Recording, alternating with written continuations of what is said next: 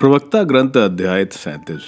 मित्र की पहचान। प्रत्येक मित्र कहता है मैं भी तुम्हारा मित्र हूँ, किंतु कुछ लोग नाम मात्र के मित्र हैं। क्या वह दुख मृत्यु के सदृश नहीं? जब कोई अभिन्न मित्र शत्रु बन जाता है, वह दुर्भाव कहाँ से उत्पन्न हुआ है, जो पृथ्वी को कपट से ढक देता है। कपटी मित्र सुख में अपने मित्र का साथ देता, किंतु विपत्ति में उसका विरोधी बन जाता है। सच्चा मित्र दुख में अपने मित्र के साथ देता और भाला उठाकर उसके शत्रुओं से लड़ता है। अपने मन में मित्र को मत भुलाओ और समृद्धि में भी उसे याद रखो। परामर्शदाता।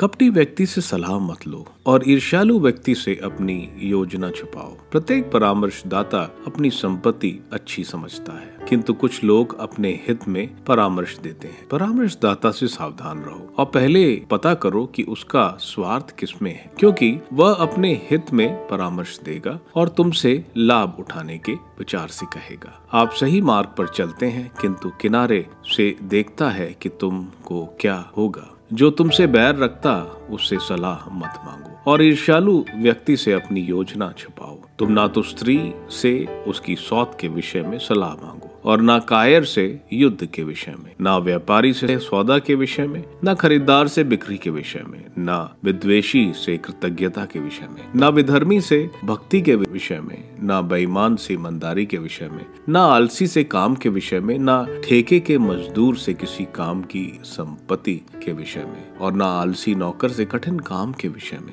इन लोगों के किसी परामर्श पर निर्भर मत रहो, किंतु धार्मिक व्यक्ति की संगति करो, जिसके विषय में तुम जानते हो कि वह आज्ञाओं का पालन करता है, जिसका स्वभाव तुम्हारे स्वभाव से मेल खाता है, और जब तक लड़खड़ाते हो तब तो वह तुमसे सहानुभूति रखेगा। अपने अंतकरण पर भी ध्यान दो, क्योंकि वह तुम्हारे प्रति किसी से भी अधिक ईमानदार है। ऊंची मीनार पर बैठने वाले पहरेदार से भी अधिक मनुष्य को अधिक जानकारी अंतकरण देता है। सबसे महत्वपूर्ण बात यह है कि तुम सर्वोच्च प्रभु से प्रार्थना करो, जिससे वह तुमको सत्य के मार्ग पर ले चले।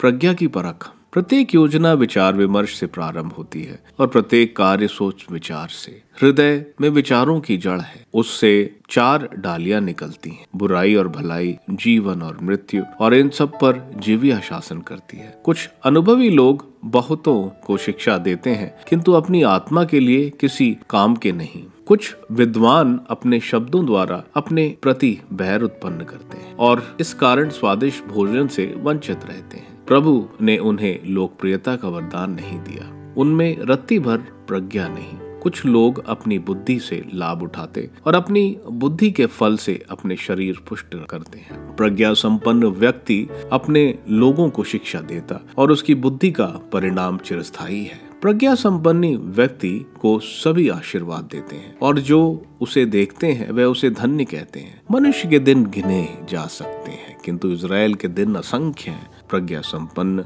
व्यक्ति को अपने लोगों से सम्मान मिलेगा और उसका नाम सदा जीवित रहेगा। संयम। पुत्र, अपने जीवन काल में अपने आचरण पर विचार करो। देखो कि तुम्हारे लिए कोई अहितकर है और उससे अपने को दूर रखो, क्योंकि सब कुछ सबके लिए हितकर नहीं है और सभी की सब कुछ से रुचि नहीं। हर सुख के लालची मत बनो और स्वादिष्ट भोजन पर मत टूटो। अधिक भोजन करने से मनुष्य अस्वस्थ हो जाता और पेटूपन से मिचली जाती है। अधिक खाने से बहुतों की मृत्यु हो गई और जो समय संयम रखता है वह अपने दिनों की संख्या बढ़ाता है।